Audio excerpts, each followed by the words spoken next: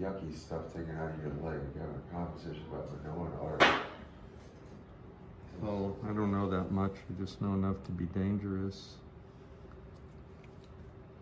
But Galen did this, the same thing you're having, Galen did, so. Yeah. What an amazing guy. Yeah. Yeah, it was like, you know, reading him, it's like reading somebody's memoirs from a county hospital emergency room. Ooh, what is that? What are you doing here? Getting stuff out? Mm-hmm. Is it yucky? No, it's beautiful. Pull in, you're laughing. Is he really getting She's poop out? Oh, Yeah. Ooh, I see it. I thought you didn't want to look. I just want to see what. It's like a...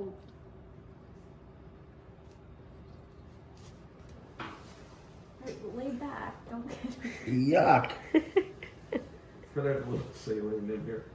Sure. You can put saline in the small one there. All right, let's rinse this out a Why little. does it sting?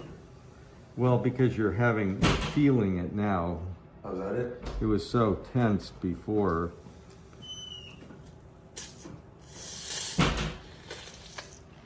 So what's the,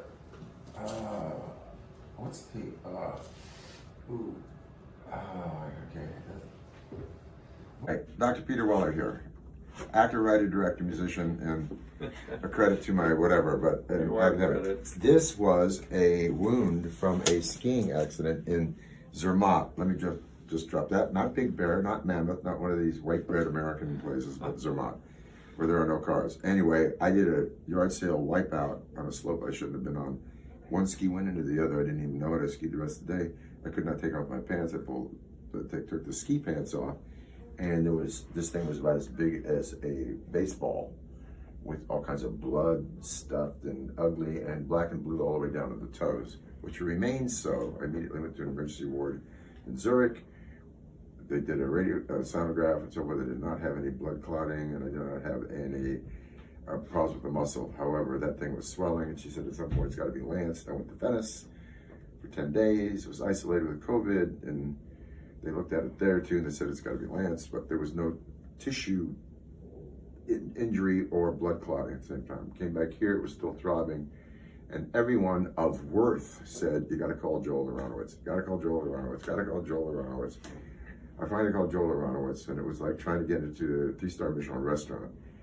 They had a book out, and I said, look, I got to see this guy now. I got to see this guy now. Finally called, made a harangue, and he saw me. And what did we do when he lanced it? We talked about Donatello. Do you Turns do out something? you know a lot about Donatello. Well, I learned a lot, actually. Well, actually, you know, the largest Donatello exhibition right now is about to open in Florence at the Palazzo Strozzi, one of the biggest palazzos there, designed by Leon Battista Alberti, the subject of my PhD dissertation.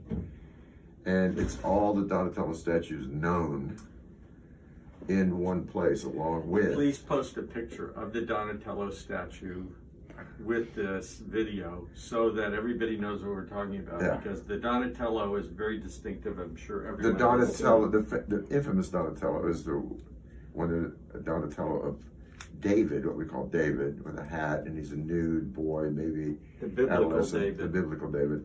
And he's been gendered by modern methodologies as intentionally homoerotic.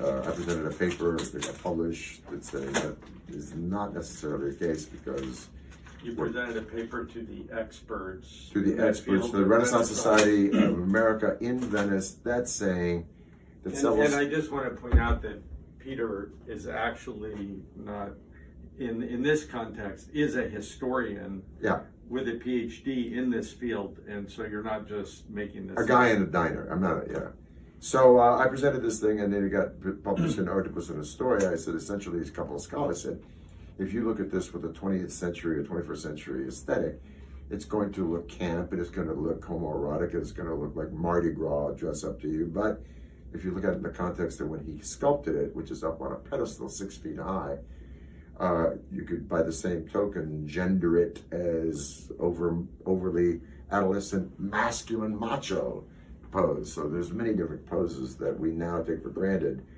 and gender them, which are wrong, because the 20th century, 21st century are myopic, considering what was going down in the 1400s.